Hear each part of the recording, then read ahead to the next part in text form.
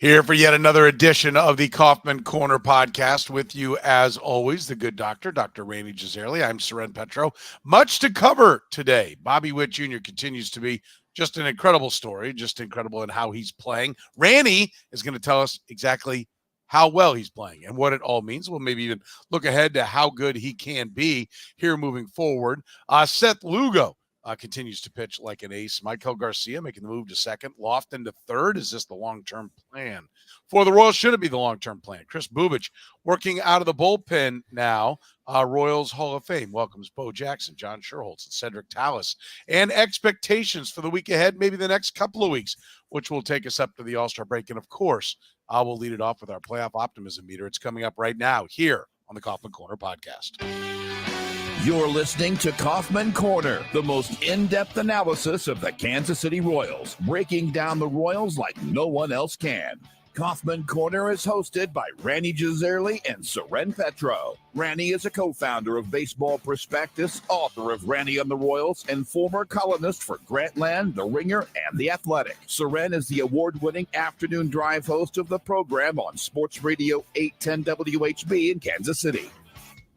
Kaufman Corner is proudly brought to you by Gann Asphalt and Concrete, Kansas City's nationally recognized full-service paving and pavement maintenance contractor, making parking lot problems disappear since 1994. Free consultations, no commissions, in-house crews, and every project comes with a written warranty. Find them online at GannAsphalt.com or call 816-484-3338. Gann Asphalt and Concrete, one contractor, all things parking lot. Now, here's your hosts, Rany Jazayerli and Soren Petro. Thank you very much, Curtis. We do appreciate it. Back at it here with another edition, episode 122 of the Kaufman Corner coming your way. Right now, if you're catching us via the podcast later in the week, remember you can be a part of the conversation. See your comments there in the chat room, LinkedIn, Facebook, Twitch, YouTube, Twitter. We are broadcasting out on all of those. We do it, generally speaking, Sunday nights at 10 p.m. And Rany traveling in town for the games, taking in some of the games this weekend. You were on my radio show on Friday. First of all, how was the weekend? It was a lovely weekend. Plenty of baseball, plenty of barbecue, some wins. A team that's in playoff contention. I haven't been able to say that last part in at least 7 years since 2017. So it was a fun time. Went out with David Lesky, who's been on the show, and some of the other prominent baseball bloggers for a game on Friday night. We watched a game together, so it was good. Yeah, and I got to see you. The best part of all. So that was the best part. It's always great to see the good doctor here in Kansas City, and it's great to see the Royals winning. And we can get to this as part of our playoff optimism meter. Let's throw some love your way. You're the guy that was Captain Optimism. I think we sat here a week ago, said, "What's this week going to be?" I said 3-4, and you said 5-2. Hey. Sometimes a blind squirrel finds an acorn, my friend. Right. I don't think we're going to get into it this week. I really need to do some research into why, but the Royals play so much better at home this year.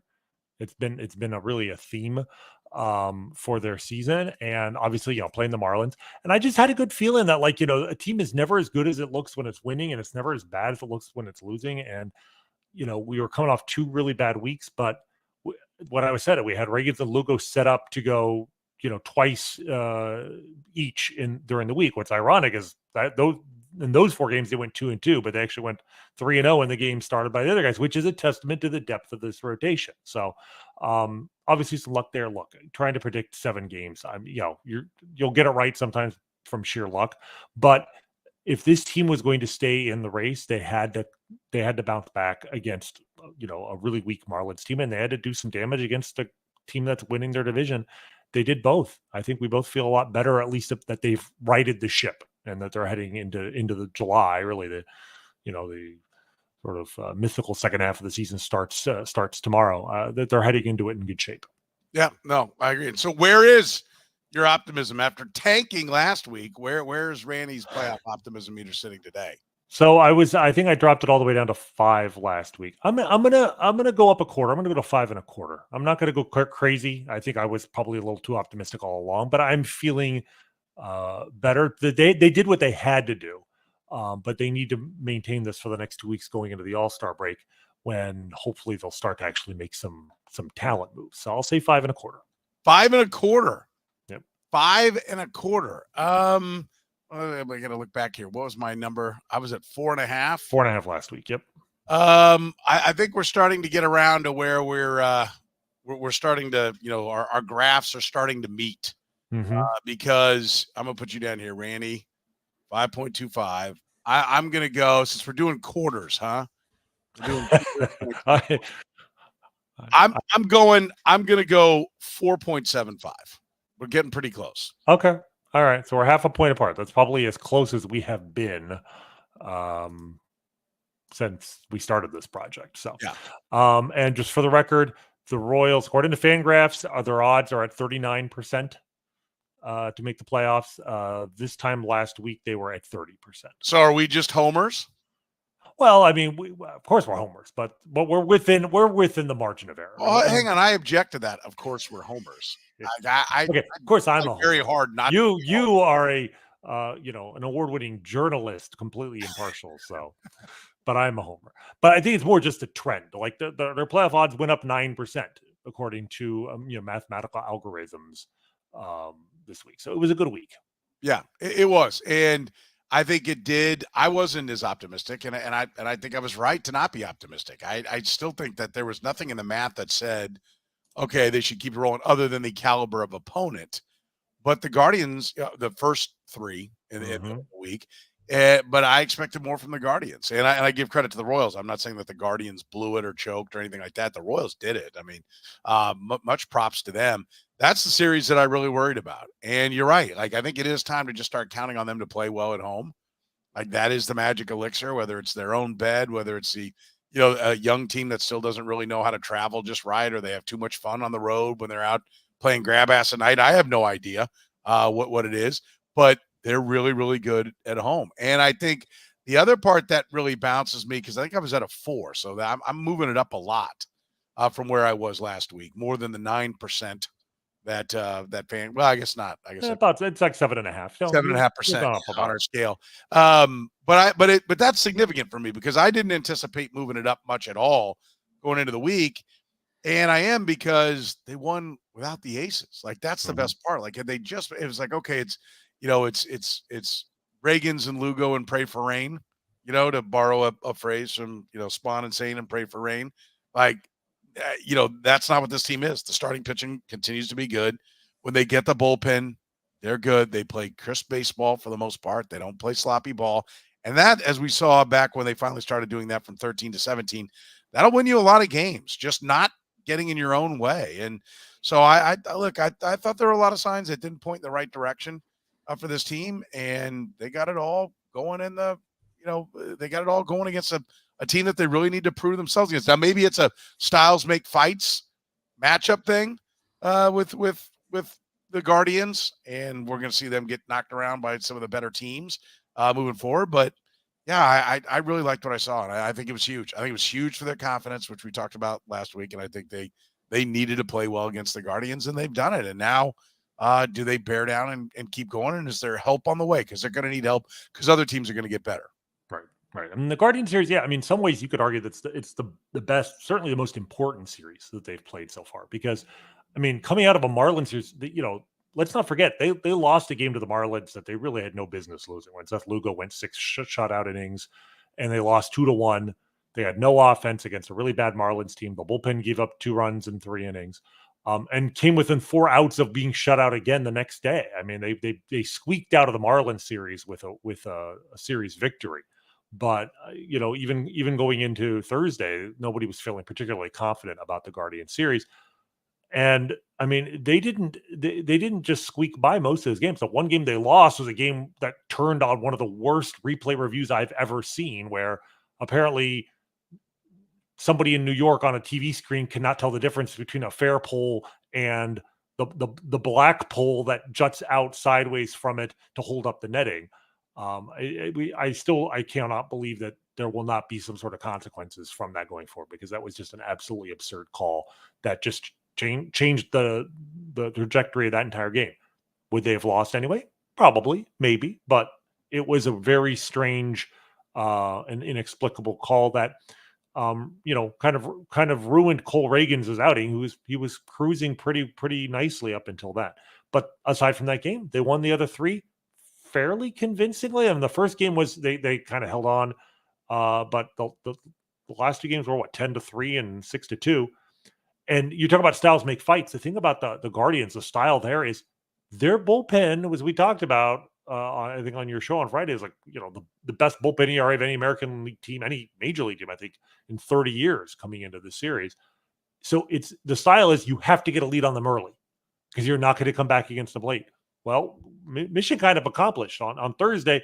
They were fortunate that the Guardians stayed with their starter into the sixth inning, and they got 2 runs in the sixth and were able to hold on. But I mean, they beat up on Tristan McKenzie on Friday. They beat up on Logan Allen.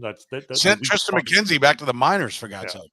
Yeah, well, he's been, I didn't realize this at the time because I texted our friend Joe G, and I'm like, he looks like he's pitching hurt. And Joe's response was, yeah, he has a torn UCL he's been pitching through. I wasn't aware of that. So, yeah, that would explain it because like every 10th pitch was like a 52-footer in front of the plate or like so high his catcher had to jump up and get it. So the Guardians' weakness is their rotation, aside from Tanner Bybee, and Tanner Bybee is the one guy who beat them, right? So, so in other words, the Royals took advantage of the weakness that the Guardians had to stay away from having to beat them with against their strength, and to give the Royals credit for doing what they had to do to win that series. The longer this goes on, look, again, I don't think it's a great team, but this is not a bad team. This isn't even like a below average team. This is an average team with some designs on being better than that. And that's all they have to do to make history. I mean, if they make the playoffs, it's historic. Let's not forget that. So sometimes I think it's easy to just be lost in the moment, be frustrated. Oh, gee, they lost ground in the playoff race or whatever. Although as of right now, they are a game and a half up on the Red Sox. So they're in the playoff contention. But, we don't want to lose sight of the fact that we're even talking playoffs is an enormous step forward. And again, historic, would be almost unprecedented in Major League history. So let's enjoy it for as long as we can. Absolutely. You can enjoy a beautiful parking lot, smooth, one that makes a great first and last impression with any clients or customers. With Gann Asphalt and Concrete, nationally recognized full-service paving and pavement maintenance contractor. Parking lot problems, they've been making them disappear since 1994. Get your lot restriped today. They handle it all, anything, whether it's seal coating, striping, bumpers, concrete, starting from scratch. Gann Asphalt and Concrete, one contractor, all things parking lot. Call 816-484-3338. Find them online at GannAsphalt.com. Bobby Witt Jr. In the conversation for MVP, in the conversation to start in the All-Star game. I don't think that's going to happen, but certainly I think barreling towards a spot on the All-Star roster and playing in the All-Star game. And you want to make a point about just how good he is. Well, the point I want to make is if you just look over the past calendar year, because today's the last day of June, so it's a good day to do this. You go back to last season, Bobby was having a good year, a good sophomore season, particularly defensively. He had already taken a step forward, but I mean, his OPS numbers month by month last year, the first 3 months of the season, he had taken a minor step forward. I mean, 659 OPS in April, 734 in May, 716 in June. He got hot which has, by the way, been his MO in the minor leagues and his short time in the big leagues was that he was a slow starter. Right. And he was a slow starter last year, but I wasn't worried because I think this time last year, even with the team, and obviously the team was a disaster. So we were still arguing about the fact that his defensive numbers were so much better that maybe he could stay at shortstop. And so, the fact that he hadn't taken a step forward with the bat, we weren't panicking, but still he hadn't taken a step forward. That all changed right around July 1st. He hit 327 batting average and slugged 633 in July. His OPS was 979. In August, he was even better. He had a 1015 OPS. Struggled maybe a little bit in September. It's still 792. His 3 best months of the season were the last 3 months of the season. Come into this year, month by month, he had a 911 OPS in April, 923 in May. Coming into today, he had an 842 OPS. He was 3 for 4 with the triple, so that's going to go up. You look at him over the last calendar year. All right, I'm going to read you the numbers. He's played in 162 games, for one thing, because he has literally not missed a game in that span. According to Fangraphs, where you can do this, day by day, you can calculate WAR like on a game by game basis. He's been worth 8.7 wins above replacement, and that doesn't include today. Maybe it's 8.8. He had a really good game today, so we'll see in the morning. But around a fraction under 9 wins above replacement. I don't have the ability to go day by day and look at a 365-day stretch for every single Royal in history, but I suspect that the only position player who's ever had a wins above replacement over a 365-day stretch that's around 9 wins, 8.8 or better, is George Brett. And even George wasn't that much higher because in 1980, he missed 44 games, right? Like on a per game basis, George was above and beyond even what Bobby's doing. But durability is an ability, and Bobby's hasn't missed a game. George in all of 1980, I think, was around 9.4 wins above replacement. So just a fraction above what Bobby's doing. So, I mean, we're talking about, we've just completed the best 12-month stretch by a position player by a Royal in 40 plus years, and the second best ever. That, I think we need to stop and just think about that for a moment. Let me give you the raw numbers he's had over the last 365 days. He has 203 hits. Again, shortstop, 203 hits. He has, I love the extra base hits are kind of just ridiculous. He has 38 doubles, 30 home runs, 16 triples, 84 extra base hits, 119 runs, 111 ribbies, batting out of the 2 spot in the lineup, 48 stolen bases. And, I don't have the exact numbers here, but well above average defensive shortstop. Like, you talk about filling up the stat sheet.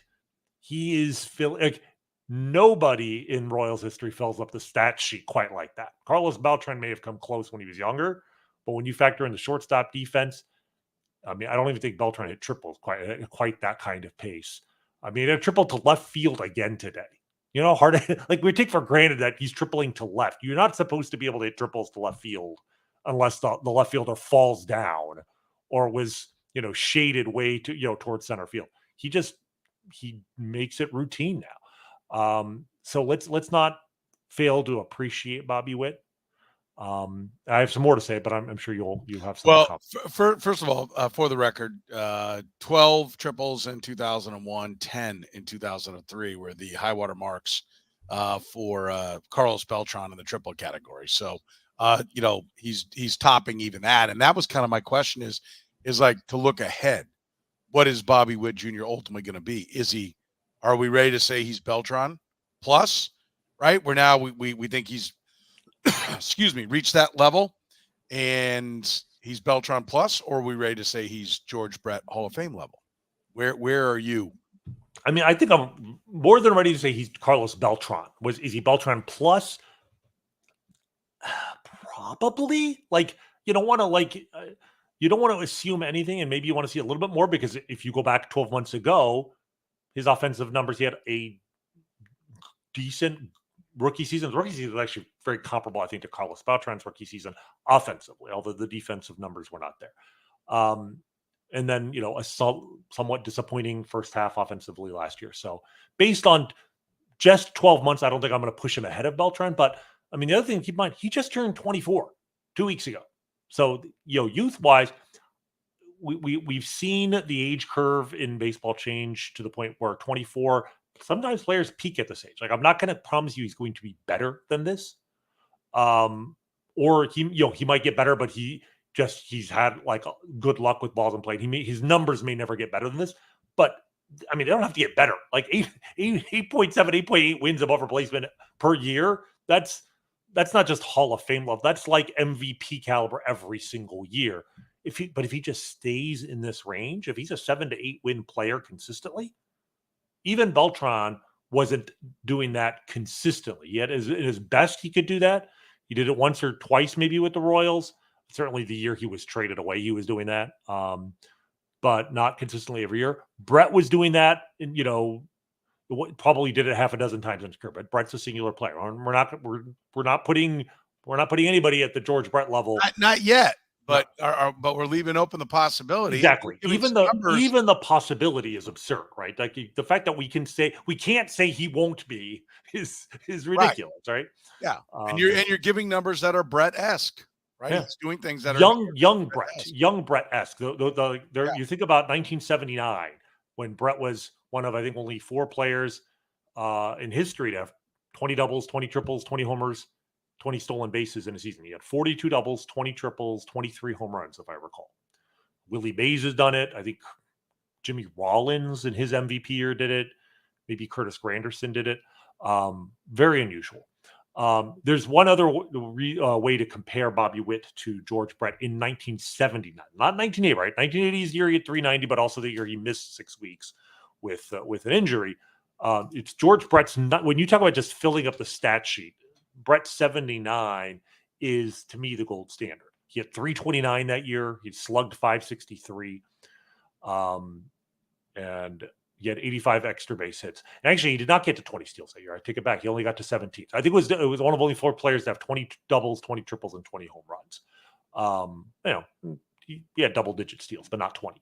But the other way to compare these 2 seasons, George Brett in 1979 set the Royals franchise record for total bases in a season. Right, total bases, if you're not familiar, just the number of bases you get on hits. So singles 1, doubles 2, triples 3, homers 4. You don't count walks. Talk about total bases on hits. 363. No one else in Royals history has gotten even to 340. The number 2 is a tie between, I believe it's Salvador Perez. Would you get 48 dingers, right? Because it's easy to get there when you hit home runs, right? 337 from Salvi in 2021, and then Jermaine Dye in 2000 when he had 41 doubles, 33 homers, 193 hits. You basically need to have a high batting average, play every day, have a lot of hits, and then also just crush the ball. Right, 400 is sort of a legendary number. When I was a kid, you remember Jim Rice got to 400 with the Red Sox, I think in '77. No one else in baseball did it. I think until like Larry Walker did. Larry Walker was playing in Colorado. You can get to 400, but that's pretty unique. And to do that, you really need to hit a ton of home runs. To do it, like for George to get to 360 with only hitting 23 homers is a testament. Because again, it's Kauffman Stadium, right? So it's hard to do that, but it's a testament to how well he did everything else. Well, let me actually rerun the numbers because he had 5 total bases today, Bobby Witt. He had the 2 singles and a triple. So that actually even ups his pace just a little bit. He has now got 183 total bases. The Royals have played 85 games. He's on pace for 349. So he's on pace to have the second most total bases in Royals history. And he's also only on pace for about 23 home runs. Well, and this is where I will offer up is that he has been historically a second half player. So is there more waiting out there? Like, I don't think so. I think he's just figured out how to get started better. And so we're seeing who he is all the time. I'm not going to tell you that there's another, 120 points of OPS waiting to happen here in the second half, but it's not beyond the realm of possibility that he has an even better second half than he had first half. Well, the big thing is the power, the home run specifically. Like he's doing this he's actually on pace for fewer home runs than last year, right? He had 30 bombs last year. He's on pace for 20. He's only 12, but everything else is solely his batting average is up. He's on pace for 40 doubles. He only had 28 last year. He's on pace for more triples than last year. So if it's not that he has to necessarily play better. It's just if he just elevates the ball just a little bit, right? And he hits, 15 to 18 home runs in the second half. His OPS might still end up being, it may still go up in the second half, and he may end up, over 900. So yeah, I'm not going to say he's going to be better going forward this year or next year, the next 3 or 4 years that he has played, but I think what he is doing is sustainable. Yeah. With his speed, he beats out infield singles. That's always going to help his batting average on balls in play be higher than you would expect. His batting average on balls in play, actually, the last 2 years, as a rookie and as a sophomore, was 295, which is right around league average. And that's actually surprisingly low because he's a right-handed hitter. Right-handed hitters hit ground balls to the left side, which if you have speed allows you to beat them out. So a player with Bobby Witt's profile actually should have a batting average on balls in play more like 340, 350. I mean, Mike Trout, when he was young, was in the 350 to 360 range. Well, this year, Bobby's batting average on balls in play is 348 coming into today. So, and I actually think that's sustainable. That he might have actually been having a little bit of bad luck in that regard the last 2 years. His luck is normalized. And that, once again, makes me feel like this is sustainable.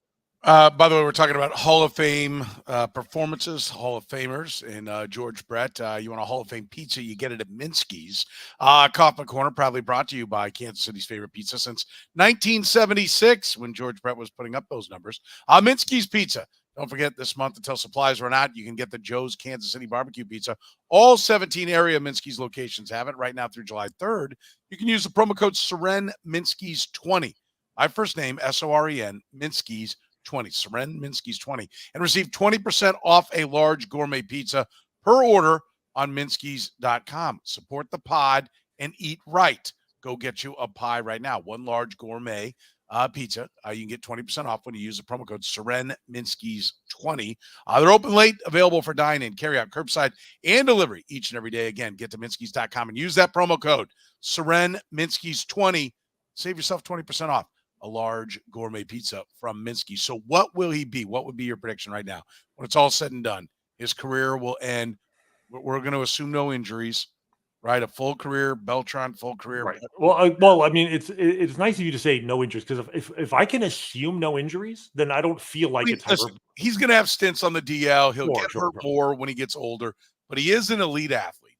Mm-hmm. And so much like Carlos Beltran, he should age well. And so is George Brett. Right. And he's an elite athlete at a time where guys put more into their body than, frankly, George Brett did. I mean, there was a great time when George Brett was on after the 85 World Series, or maybe he was in the midst of the 85 run. He was on David Letterman, and he talked about how he'd really dedicated himself physically to getting in shape and everything, because that just wasn't how it worked back in those days. Huh. It's a different time now. He's got all the very best when it comes to nutrition and workout and everything like that. And he's a premium athlete, right? It's what we talked about. Johnny Damon, Carlos Beltran aged better than Mike Sweeney because they were better athletes. So he figures to age well, and he figures to avoid injuries better than a non-athlete. So what do you think his career is when it's all said and done? So athleticism and durability, those are the two things you want, right? The two things that could trip you up is not having the athleticism. You know, Billy Butler, fell off a cliff at like 28, right? No. Or you just can't stay healthy. I mean, I remember Grady Sizemore might be a great cautionary, incredible athlete who was great in his early 20s and was actually this guy, that's why you can never predict a guy's going to stay healthy 100%, because Grady Sizemore was durable until suddenly he wasn't, and had some severe injuries and his career is over. But if you can avoid those two things, I mean, I don't think it's premature to say, yeah, he's going to the Hall of Fame if he keeps this up. Like, he is absolutely on a Hall of Fame trajectory. He has to stay healthy, yes, and he has to. But if he stays healthy, I assume that means his athleticism will keep. And if his athleticism will keep and he's playing every day, he will be a productive hitter into his 30s. And on the pace he's on, by the time even if he doesn't age incredibly well, even if he's no longer an elite player after 32 or 33. He might have put up enough numbers, enough production in his 20s that he'll be on the doorstep of Hall of Fame discussion by the time he's 30, 31 years old. So, it's far from 100% guaranteed, but if it's more than a 50-50 coin flip to me right now that Bobby Witt is a Hall of Famer when all is said and done. Yeah, I think we're looking at well over 300 home runs. Right. And pushing towards a shot at 400 if he gains power as he matures, like a lot of guys do. I think it'll be interesting to see how many stolen bases he hangs, because that's, and those are going to be viewed differently now because of the new rules. Well, it's easier to steal bases. Everybody gotten away from it. Yeah, it is easier, but you still got to do it. And if he hangs those totals up there, but a lot of guys, I've told the story many times, Carlos Beltran saying to me, Boris says you steal bases until then when you're going for your next contract, then it's all about hitting home runs. Well, he's already on that second contract right now, but let's make no mistake about it. It's going to be a 7-year deal, right? The way he's playing right now, he will be opting out of that deal looking for another payday, which means he may be turning the corner and just start lifting the ball and hitting for power. But playing shortstop, playing at the level that he's playing at, the all-around game, and he looks like he's going to stay at shortstop for quite some time. Yeah, the numbers are going to be they're going to be Hall of Fame-esque. I mean, Barry Larkin made the Hall of Fame. Barry Larkin didn't hit 500 home runs, right? So, you can absolutely. No, I think somebody in the comments are caught man 3. Bobby Witt is evolutionary Barry Larkin. That's not a bad comp at all. I didn't even see that. Yeah, good call. Yeah, I mean, I think it's a interesting. I'm looking up Barry Larkin's final numbers: 2,340 hits. And I was going to say Bobby's probably on pace for probably around 2,500. I don't think 2,500 is out of sight. So Barry Larkin got to 2,340. Now Barry Larkin stole 379 bases. I mean, that's probably where Bobby will end up, assuming he loses either speed or just loses the desire to steal, like you said, as he gets older. Like, he's not going to steal 50 bases every year, but getting close to 400. But Barry had 198 home runs. I think, like you said, Bobby will probably get to 300. Now, different eras, but I don't think that different. And again, Barry Larkin's a Hall of Famer. Like, if he's as good as Barry, he's a Hall of Famer. He might be better than Barry Larkin if he can stay healthy. The biggest thing with Barry was just he did have a lot of injuries, and that limited his games total. A healthy Barry Larkin probably would have played another 300 or 400 games in his career, put up some more numbers, but that didn't keep him out of the Hall, because when he was on the field, he did everything well. Bobby does everything well. Here's how to look at it. We have maybe never seen a shortstop with the combination of power and speed that Bobby has. Last week, I think it was on Sunday, Bobby became just the 5th shortstop in the history of baseball to have 40 extra base hits and 20 stolen bases before the All-Star break. The other guys have done it. Alex Rodriguez, from memory. Jose Reyes did it. Jose Reyes was awesome. People may not remember that. Oh, name. Yeah. And then Hanley Ramirez did it. Yeah. Hanley Ramirez as an offensive force. Hanley Ramirez could never play defense. So, he wasn't up there. But as young Hanley Ramirez was an incredible force. There was one other player I'm forgetting now. But again, that was last week, 3 weeks before the All-Star break. If Bobby gets 2 more extra base hits and 3 more steals between now and the All-Star break, which is 2 weeks from now, he will be the first shortstop ever to have 45 extra base hits and 25 stolen bases before the All-Star break. So we're heading into unusual territory here. Now, with all that being said, not only right now if the season ended today, would he not be the MVP? He would not be the rightful starter at shortstop in the All-Star game, because Gunnar Henderson is having a better season. Gunnar Henderson has 26 home runs, has 1,000 OPS, also plays good defense. You're leading the league with 6.1 WAR. He's on an 11 WAR pace, Gunnar Henderson. That's like Cal Ripken in 1991, Barry Bonds in 2001 level production. So he's not the best player in the league. But here's the thing, and this is the one thing I want to finish with Bobby Witt. Do you know what the prospect promotion incentive is? Well, then when you bring a guy up to start the year, you don't play the service time game. Mm-hmm. You get draft pick, or you get draft pick compensation, right? You get draft pick. The Orioles got one for putting Henderson up last year. Exactly. Well, there are specific something specific has to happen for you to do it, right? You got to finish top 5 MVP. You got to finish rookie of the year. Well, it's supposed to be if you win rookie of the year. So this is something in the new in the CBS. This is not something that existed until 2 years ago, until Bobby's rookie year. That if you start the season in the major leagues, right? So if you're called up 2 weeks into the point of this is to avoid the service time shenanigans, right? They also put in a rule that if you finish first or second in the Rookie of the Year award voting, that you get credited with a full year of service time, even if you didn't start the year in the major leagues. So what's interesting is Adley Rutschman, who was the number 1 pick when Bobby was the number 2 pick, right? And the Orioles, he did not start the season in the major leagues when Bobby did, because I think he actually had a minor injury. Like, it wasn't, the Orioles were actually not playing games. They brought him up like in late April, early May. But he ended up getting a full year of service time because he finished either first or second in the Rookie of the Year voting that year. So the Orioles didn't save on service time, but also he was not eligible for the prospect promotion time because he didn't start the year in the major leagues. Julio Rodriguez, who did, the Mariners got, he either those two finished first and second. I can't remember which was which, but because Julio Rodriguez started the year in the major leagues, they got a first round pick. Right, you get a pick at the very end of the first round if you win Rookie of the Year. I think it's even after the compensatory picks too, isn't it? It's before. I actually looked at it. So it's like literally there's the first 30 picks for the first 30 teams. Pick 31 and 32 this past year were the prospect promotion picks. Then you get the compensatory. Well, there's compensatory, but there's also the competitive balance. Competitive balance. I couldn't remember the name exactly. Those come afterwards. So these are even a little bit more valuable. Like this year, the Royals have, I think they're in round A. They're around a competitive balance. So they'll have like the 39th pick or something in the draft. But if you have one of these, it's like picks 31 or 32. But in order to get it, the guys start in the majors, and you have to win Rookie of the Year, or you have to be top 3 in the MVP vote in year 1, 2, or 3. This is year 3. If Bobby finishes in the top 3 in the MVP voting, the Royals get a first-round pick next year. That ain't beanbag. That is something.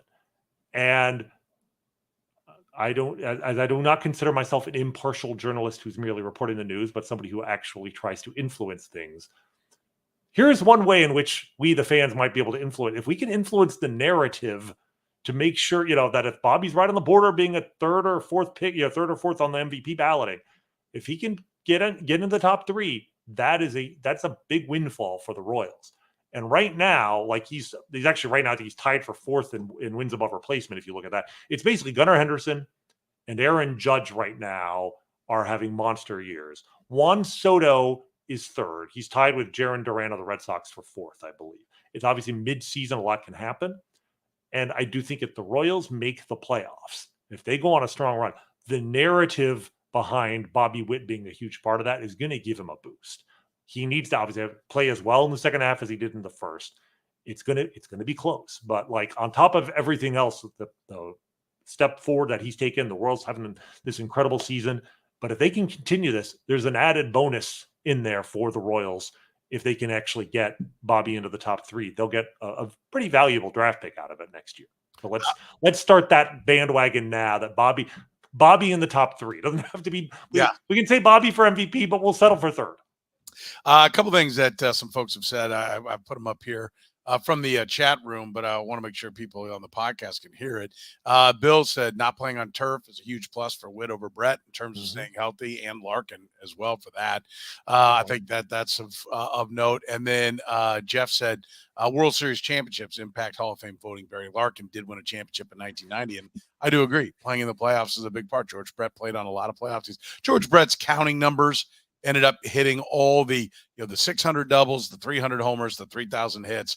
He had those benchmark counting numbers as well, but he was locked and loaded before he even got to those numbers. The home runs, he kind of picked up pace late, and he was already going to the Hall of Fame, largely because of all the playoffs he's played in. So yes, winning baseball. The World Series championship, that's going to help Salvi. That's we're going to put that one for Salvador Perez, not just World Series championship, World Series MVP. So that could be, something that's a tipping point for Salvador on the Veterans Committee 10 years. And I do think all-star games are important as well. I think I counted 11 on Barry Larkin, and his first one coming at age 24. This is the age 24 season for Bobby Witt Jr. So he's got a chance to start racking them up. And that is the kind of thing I don't see. I see him being in there just about every year, right? If this is who he is, then it's going to be really tough to keep him out. The hardest all-star game to make is your first, right? Because there's a little bit of an incumbency bias there, and he might not win the voting because of Gunnar Henderson. And that's the problem. Is if you were in the National League going forward, it might be a lot easier. But I mean, right now with Gunnar being in this league, and Gunner's actually 23, so you're younger than Bobby. So the two of them, but I guess the National League of Ellie De La Cruz is another talented guy. So there's some great shortstops out there. But I will also say that Gunnar Henderson's likely going to move to 3rd if they believe in Junior Holiday. So that's true. If Jackson, well, they play Jackson at 2nd, so I mean, that was the plan a year ago, but Gunner's taken such a step forward. Maybe you don't mess with, the MVP of. Well, he's now the guy. They thought Holiday was going to be Right. the guy for the franchise. And, oh, look, we got Gunnar Henderson, who they, by the way, got with their second pick after Adley Rushman. Right. Not a bad combination. Not a bad combination. The Royals did pretty well with Witt and Alec Marsh, but yes, I think Gunnar Henderson is a trump card there. So. Yes, no doubt about it. With free consultations, no commissions, and in-house crews. Listen, Gain Asphalt and Concrete isn't picking people up on the way to your job and then teaching them how to do it on the way. They've got their own crews, their own employees, and every project comes with a written warranty. Gain Asphalt keeps your parking lot safer, helps you and your business avoid unnecessary delays and costly expenses. Go ahead and get your seal coating done right now. Listen, before we know it, I know we're just coming up on the 4th of July, but it seems like you blink your eyes after the 4th of July and it is fall. Then you're battling the temperatures. Go ahead and schedule it right now. If that's all your parking lot needs is a seal coating, get it done before you're racing against the weather. Gann Asphalt and Concrete. You can reach them at 816-484-3338, online at gannasphalt.com. One contractor, all things parking lots. I want to throw some love to Seth Lugo. The regression back to the norm that I was expecting has been halted, as Seth Lugo is again pitching like an ace. 10 strikeouts in 6 innings after taking a shot back off the arm, which he kept going, which still scares me. He did have some kind of wrap on his arm after the game. I was told by some folks in the clubhouse today. So, I mean, he got whacked, but he stayed in the game. Now, I say that because Michael Walker stayed in the game and then ended up missing time. So I'm hoping that this is not going to be a similar type situation. But 6 innings, 4 hits, no runs, 1 walk, 10 strikeouts. Maybe he is this good, Maybe this it's not like, okay, because all the metrics had said he's going to come back. He just doesn't miss enough bats to be this far out there. Maybe he's now missing the bats. Like he's getting even better. He's learning from what he's done. And I think, a lot of us are ready to go, well, Cole Reagans is really the ace because he's the guy that gets the strikeouts. And I don't know. I don't think Seth Lugo took that personally or anything like that, but he's making a strong case that, no, he is truly top of the rotations, type of guy. I mean, yeah, there has been no regression to the mean here. And the longer this goes on, the longer you believe it's for real. And he's been incredible. I mean, with his outing today, like he came into the day, there was essentially like a 5-way tie for wins above replacement among pitchers in the American League. So speaking of MVP, talking about the Cy Young vote, or as people are talking suddenly now about being the starting pitcher in the All-Star game, not just making the All-Star team, but actually being the starting pitcher on the All-Star team. With 6 shutout innings today, Lugo moves into the lead in wins above replacement. He has moved into the American League lead in ERA. He has moved into the American League lead in innings pitched today. So let me reiterate. He has the lowest ERA in the league and the most innings in the league. He's giving you the best performance on an inning by inning basis, and he's giving you the most innings of to enjoy that performance. Kind of hard to argue that guy isn't the best pitcher in the league. And yes, he early in the year we were worried about some regression to mean because he wasn't missing bats. In his first 5 starts, he struck out 14 batters in 31 innings. Right, that was like Zach Greinke last year or the year before. That was like you can be okay doing that if you have great command, but you're not going to be an ace. Since then, since April 26th, he has 91 strikeouts in 85 innings. Like it's not just he's on a good 4 or 5 start stretch. We're talking about 12 starts, 13 starts. He has over a strikeout in it. That's way in the rearview mirror now. Like he's missing bats and throwing strikes and not giving up a ton of home runs because he keeps batters off balance with his 8 different pitches. The only thing I worry about here is health and the fact that he's not a really hard thrower. I'm probably more worried about Cole Reagans, both obviously because of just the history with his elbow and the fact that he throws harder. And the fact also Lugo being 32 years old, 32 or 33, and he's never been worked hard. Some people say, you worry that he's going to increase his innings by too much. I actually look at this as a guy he has more bullets left in his arm. He has not thrown a ton of innings in his career. His arm is fresher. I actually feel more optimistic he'll stay healthy the rest of the year than Reagan's. And I still feel pretty optimistic about both. Seth Lugo just keeps moving up the list as, among the best free agent signings the Royals have ever had. And he's only been a Royal for 3 months. Yeah. It's amazing. He has 26 strikeouts in his last 18 and 2/3 innings. No, see, his strikeout rate keeps going up. Somebody said his strikeout rate's not going up. No, it's going up. I mean, that's especially here, and that's a small sample size, the last 3. But that's what I'm talking about. There was an expectation. He had some moments where he had some big strikeouts. He had the back-to-back games back on May 12th, May 18th, where he struck out 12 and 10. But his Ks per 9 have actually been higher. They were higher last year than what they are right now. So there's a reason to believe that he's got even more in it. But he is, and I heard the term, and listen, since I don't remember who it was on the broadcast today that said it, but the name Maddox got brought up. And I don't think it's that ridiculous to bring up Greg Maddox's name. I don't think he's Greg Maddox. Number one, Greg Maddox got it going long before Seth Lugo did. But that's the way he's pitching, with the just unbelievable arsenal, different things. And he talked today after the game about his curveball wasn't really there where it was. 6 innings, 10 Ks. And he can do that when he doesn't have all his best stuff, because he's got such a repertoire to go to. He's got an incredible touch and feel with the baseball.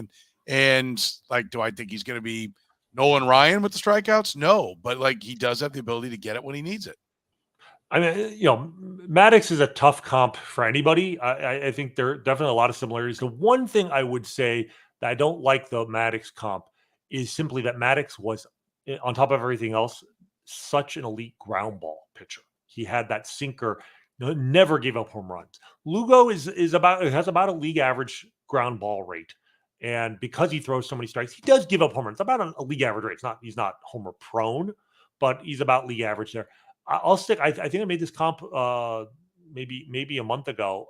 Zach Greinke, the early 30s, like veteran, but not the kind of 90% version of Zach Greinke we saw the last couple of years. Early 30s Zach Greinke, where you talk about the arsenal, and again, not a ground ball guy, so could give up home runs, might give up 20 homers in a season. Something Maddox maybe did once in his career, almost never did that. But the whip, you love whip, and the whip is so low because he doesn't walk anybody, and is durable and gives you 6 innings every time he goes out there. I mean, and look, Zach Greinke got at the age that Seth Lugo is right now. Zach Greinke got like a $200 million contract from the Diamondbacks. So, like, if Seth Lugo were a free agent this winter, his annual salary would probably double from the $15 million he's making, right? So he has a player option in 2026. At this rate, he will certainly decline it, but you get him for next year at $15 million a year. He's going to be one hell of a two-year rental for the Royals. Oh, absolutely. And I think he's having the kind of year where you start trying to say, hey, can we give you a raise and get another year on it? And he might be willing to do it because he is 34 years old. So that might be something to watch for in the offseason. But he is at 116 innings pitched on the season, just the 4th time in his career to go over 100 innings. And the first 2 came back in 17 and 18. Right. 146 last year was his high watermark for innings. So he's going to barrel past that. He's got what? 3 more starts before the All-Star break? Probably 2. Probably 2. But I mean, especially if he's going to start the All-Star game, they may have to do something. Right. Hopefully, I mean, nowadays, back in the day, the starter might go 3 innings. Now they all go 1 inning. If it's 1 inning, it's basically like your throw day.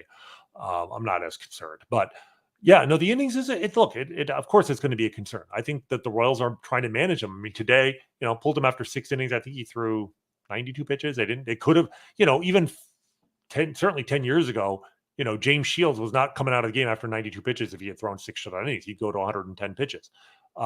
His last start, kind of controversial because that was the game that they lost to the Marlins. He only threw 86 pitches, also 6 shutout innings, and they pulled him.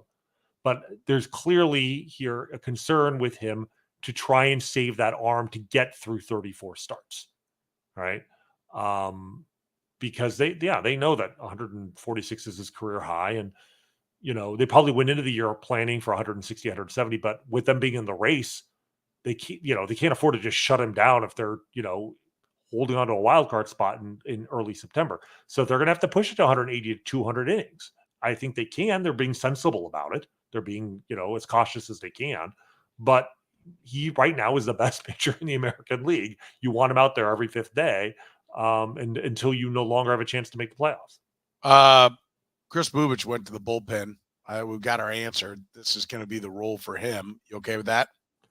I mean, obviously, if somebody were to go down, I assume there's the flexibility there that they can move him back into the rotation. But given how these guys are pitching, given the obvious need for power arm in the bullpen, I'm fully on board with the idea of, look, if as long as you don't need him as a starter right now, put him in the bullpen. Hopefully you can get him to be a 2 to 3 inning guy, like a once through the lineup guy, not necessarily a 1 inning only guy. Since they moved him to the bullpen, let me see here. I can pull up each of his outings. He actually pitched today as well. We'll get to that. But he made his first relief outing on the 25th, went 2 1/3, 3 hits, no walks, 2 strikeouts, did give up a run. Then he threw on Friday and gave up just 1 inning, 1 walk, no hits, 1 strikeout. And then today also threw a 1 inning. So I'm a little concerned that they're only used him for 1 inning each of his last 2 times out. Today he gave up a 2-run home run. I will say this: he was pitching in Colorado Springs, where it's even higher elevation than Denver. So I'm not too concerned to give up a 2-run home run to a Jonathan Rodriguez, who I think is a pretty damn good prospect. But I was more interested in looking at his velocity readings because, again, he's thrown out of the bullpen now. We should be expecting to see a little bit increase of velocity. And sure enough, I mean, his first fastball of his outing was at 93, but it actually went up from there. He finished his outing with a 3-pitch strikeout. He had 2 swinging strikes, one on a 94 and the second one on a 94.2 mile an hour fastball. So Chris Bubic threw 93 to 94 with all the other stuff he has out of the bullpen. Yeah, sign me up for that. I think he could be. I'm not going to say he's going to be better than anyone else they have in that bullpen, but he could be. I mean, should be as good as Angel Serpa from the left side, maybe a little better. Give them another 7th to 8th inning option and potentially move into, if they don't trade for a better guy, I mean, could he be your closer in September and October? I think it's possible. Settle down. Settle down. He's not going to be your closer. Settle down. Well, they're probably not going to use him that way because he's a left-hander. I think they'd rather use him in different roles so he's not straitjacketed. They're going to use him in a situational in a way. And also, hopefully, they'll use him for more than 1 inning. So I'd love to see him as like a 6th to 7th inning or a 7th and 8th inning. Basically, the bridge between your starter and your 9th inning guy. Yeah.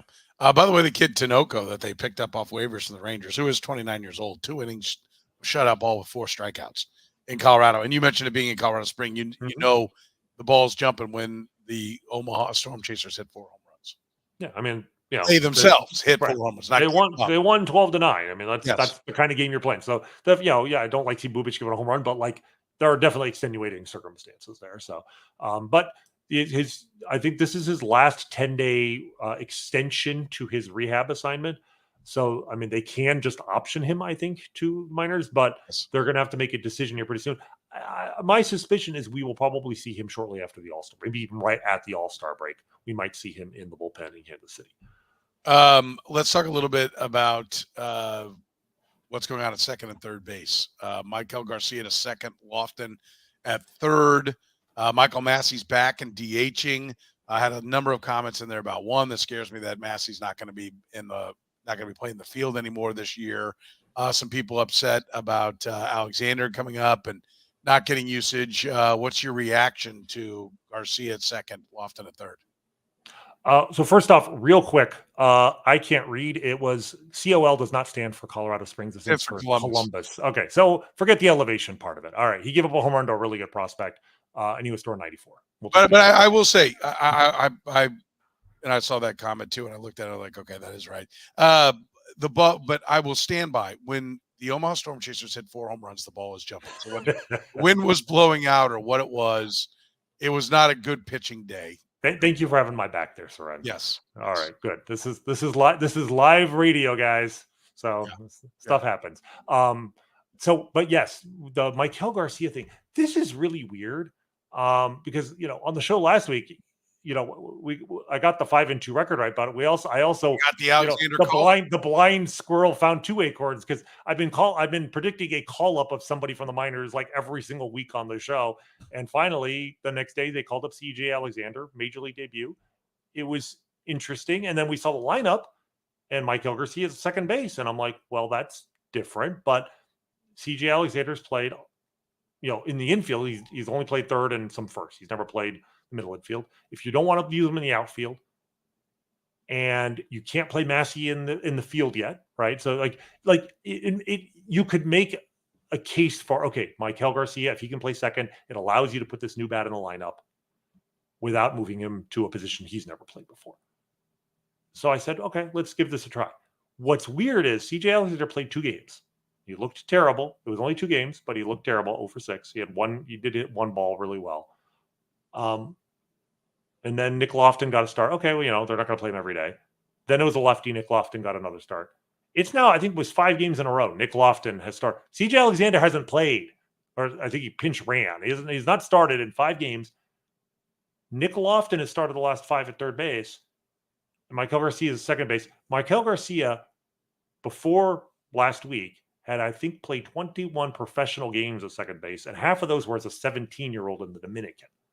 Like, he is learning second base on the fly. And to his credit, I mean, he has made some really impressive plays. He's pivoting on double plays. I saw it up close over the weekend. He also made a bad throw, on Tuesday, that led to the 2 runs that the Marlins got when they beat the Royals. He also had a missed play on a hard hit ground ball, but should have been made. He should have made the play on that bounced out of his glove, I think, on Friday night. So, he's learning the position, right? Does he need to learn the position if Nick Loftin is playing third base when Nick Loftin has tons of experience at second base?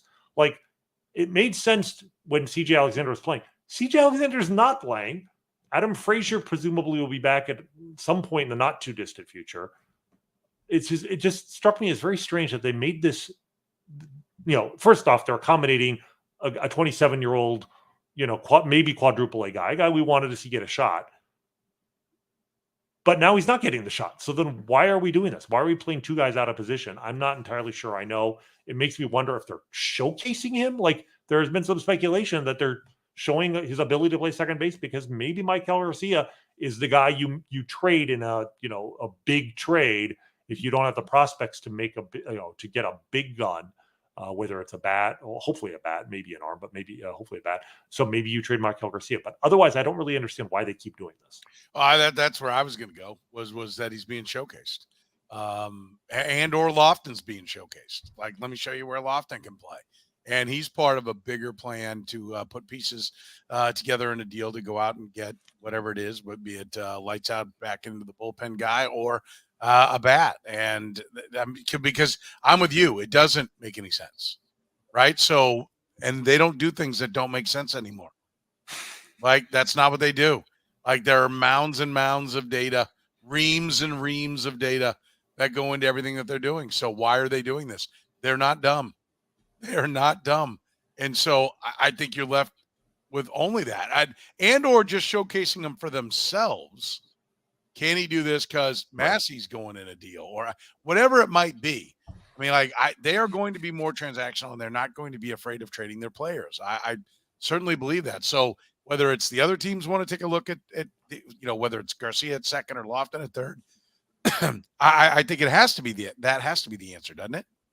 I think there's a very strong possibility, and it's funny to say, the Royals, they know it. There is a plan, but there is a plan. And I mean, actually, Matt Quatraro gave I thought a very good quote when asked about this, back on Wednesday or Thursday, which is this idea that they didn't want Michael to basically be bouncing around between second and third base, on the days that Nick Loftin played versus the days that CJ Alexander played. They didn't want to move him back to third because, okay, Nick Loftin's in the lineup, but then back to second because CJ's in the lineup. And I get that. Yeah, if you're going to have him play there every day. But that's predicated on alternating between CJ Alexander and Nick Loftin at third. And apparently 2 games was enough for the Royals to say, yeah, we don't want to see CJ Alexander out there anymore because he hasn't started in like 5 straight games. When is CJ Alexander going to play? Okay, well, he's not going to play. Then I don't understand. But, it's interesting you make the point. As much as it could be showcasing Michael Garcia, it could also be showcasing Nick Loftin, who is a guy that I've said, like, if there isn't a spot for him in the everyday lineup, has a lot of value. I still believe he's a better hitter than the 207 batting average he's shown. And even with that 207 batting average, his OBP is 318. Like, he's drawing walks. He's at least getting on base. He's versatile. He plays a lot of different positions. He has a low strikeout rate. So there are reasons, like Nick Loftin has some value. And if the Royals don't think that he's an everyday guy, maybe you're showcasing him as a utility guy. So it could be either one, to be perfectly honest. So I am sure that there is a reason. I'm just saying I'm not sure what it is.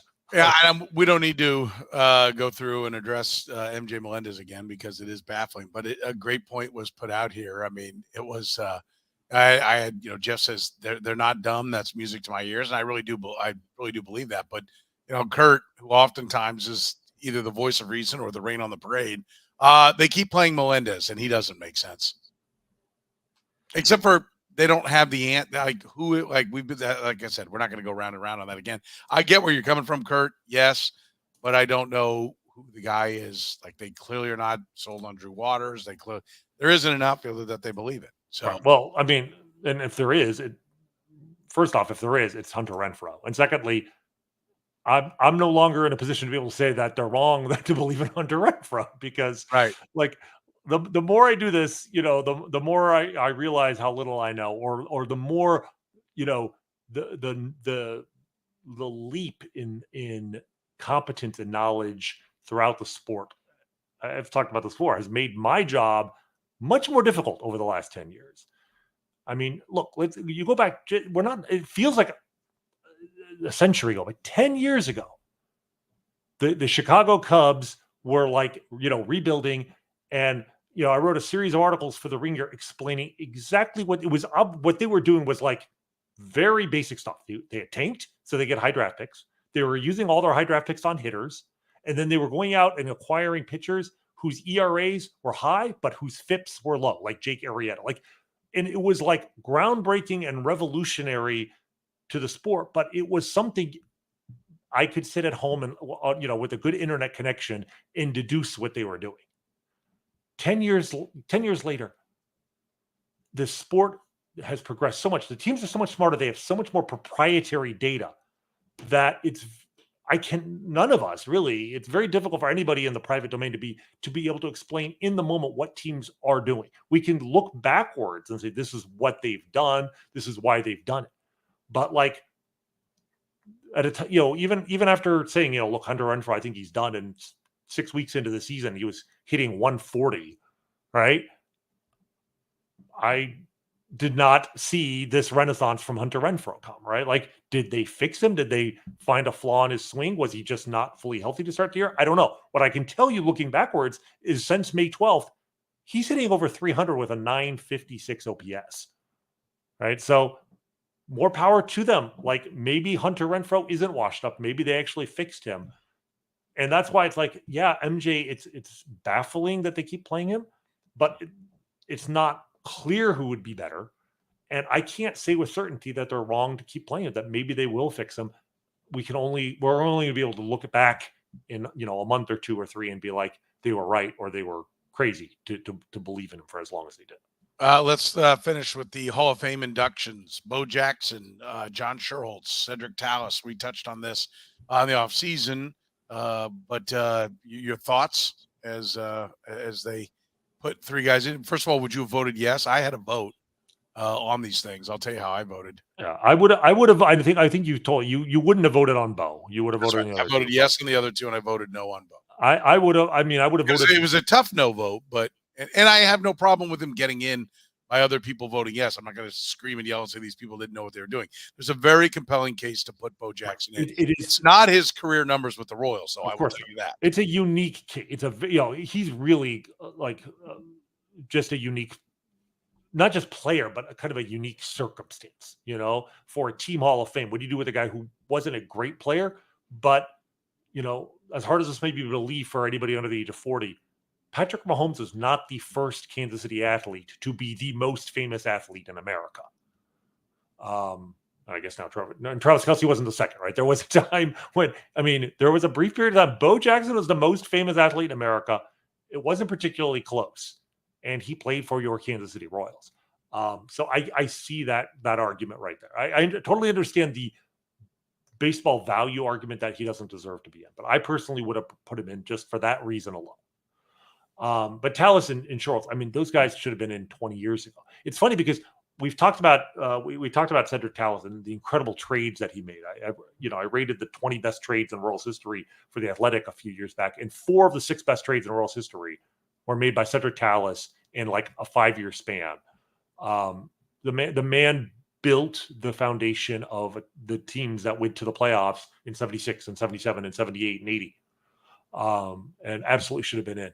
But what I thought was interesting, JJ Cooper, we've had on the show several times, the senior editor at Baseball America, when he saw the announcement the Royals were having the ceremony on Friday for Cedric Tallis and Schuerholz. Like, we talk about Bo Jackson a lot, we talk about Cedric Tallis a lot. JJ Cooper was absolutely flabbergasted that John Schuerholz was not in the Royals Hall of Fame already. And the case for him, he won the World Series like 40 years ago, 39 years ago. He makes a compelling point. Like, how on earth was John Schuerholz not in the Hall of Fame? I think there were hard feelings early on when he left. They didn't like that, and they didn't like some of the moves he made on his way out the door. But I think I agree. I think it was very easy for me to quickly surmise, yes, he goes in the Hall of Fame. I will tell you, Cedric Tallis is even more of a slam dunk. I agree with you. And you, me, Kurt Nelson, the Royals, we might be, not everybody, there is a very small but very loyal Cedric Tallis fan club. But I'm just saying, just the case to make for Schuerholz is so easy that, the dude's in the Major League Hall of Fame. He was inducted 7 years ago. How is it he got in the Major League Hall of Fame, but wasn't in the Royals? So this was an incredible weekend, in my opinion, for just righting old wrongs. And it's a silly thing because we're just talking about Hall of Fame. It's the vote essentially, but to me, it's another little piece of evidence that the Royals are, you said, they know what they're doing now.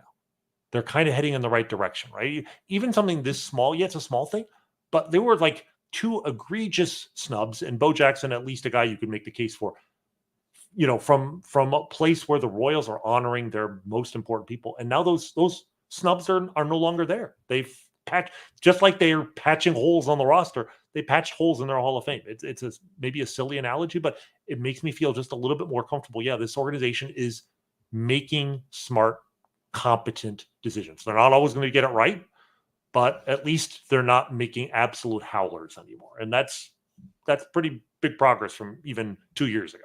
Agreed. Now for the Royals, 3 against Tampa after a day off. Then 3 at Colorado, 2 at St. Louis, and 3 at Boston before getting to the All-Star break.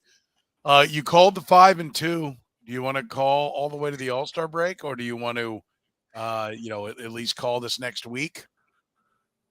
Look, I'm just throwing darts at a dartboard, my friend. But I'll say if they're a good team should go 4-2 this week, right? Colorado.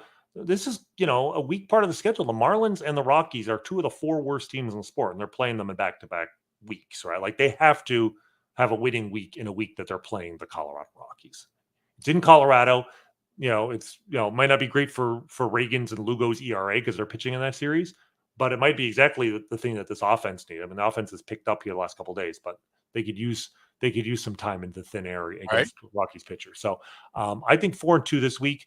And then the week after that, it's actually just 5 games. They have 2 in St. Louis, 3 in Boston. You'd like for them to go 3-2. The Cardinals are not the Cardinals of old.